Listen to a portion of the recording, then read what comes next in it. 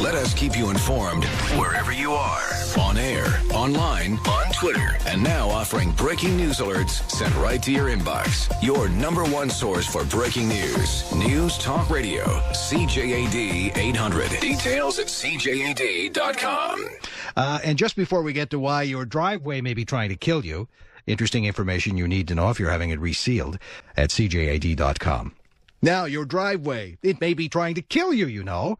So let's have a conversation with a man who has unearthed something rather interesting when it comes to said problems.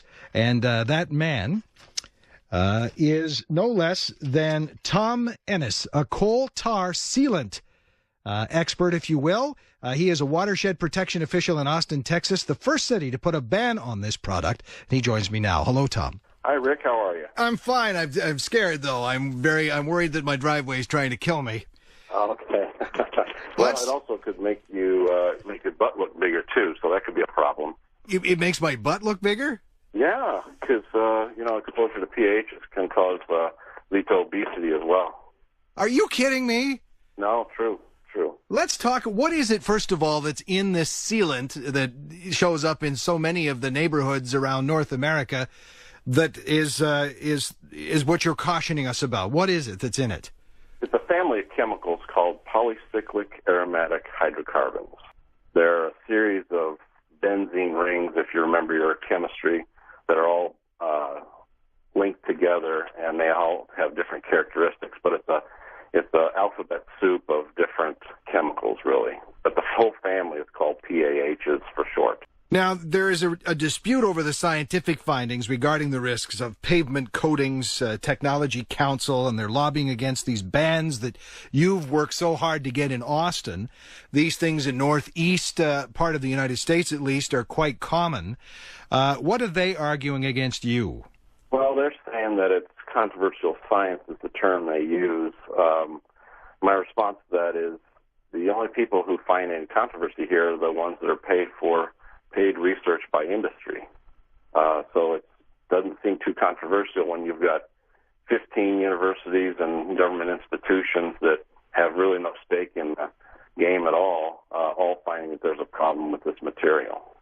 So you managed to get a ban in Austin, and nothing's easy in Texas when it comes to banning things like this. How did you get it done? What did you argue?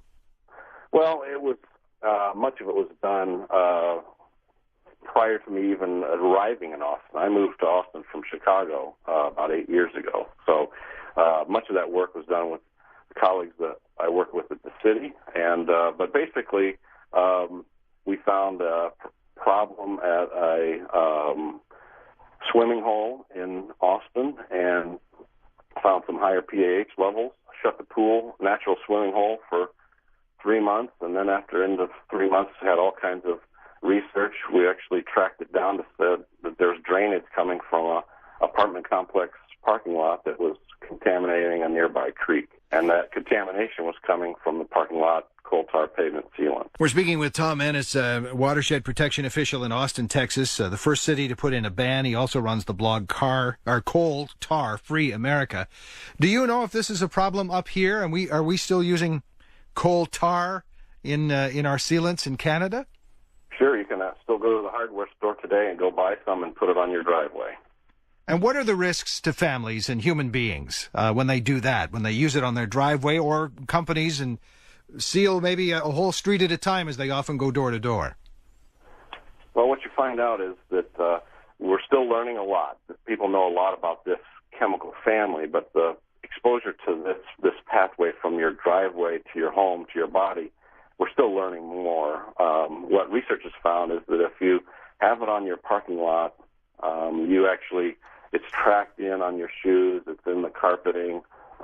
For younger kids, as their bodies develop, they're actually more susceptible to cancers and things like that. So if it's in the dust in the house, the whole family's exposed. And you can actually compare that dust exposure. The risk factors are similar to being exposed to secondhand smoke. Is there another way to seal a driveway? Yes, there's asphalt-based sealants, which are a petroleum byproduct, and they have 1,000 times less toxic ingredients than the coal tar-based product. Tom, thank you very much. All right, Rick. And, of course, that is Tom Ennis, a coal tar sealant expert, if you will, and a man who has got a ban in Austin, Texas, when it comes to that product. He is a watershed protection official in Austin, and Austin's the first city to put a ban on the product. He also runs the blog Coal Tar Free America, and asphalt sealant seems to be the better way to go. CJAD time is 12:55.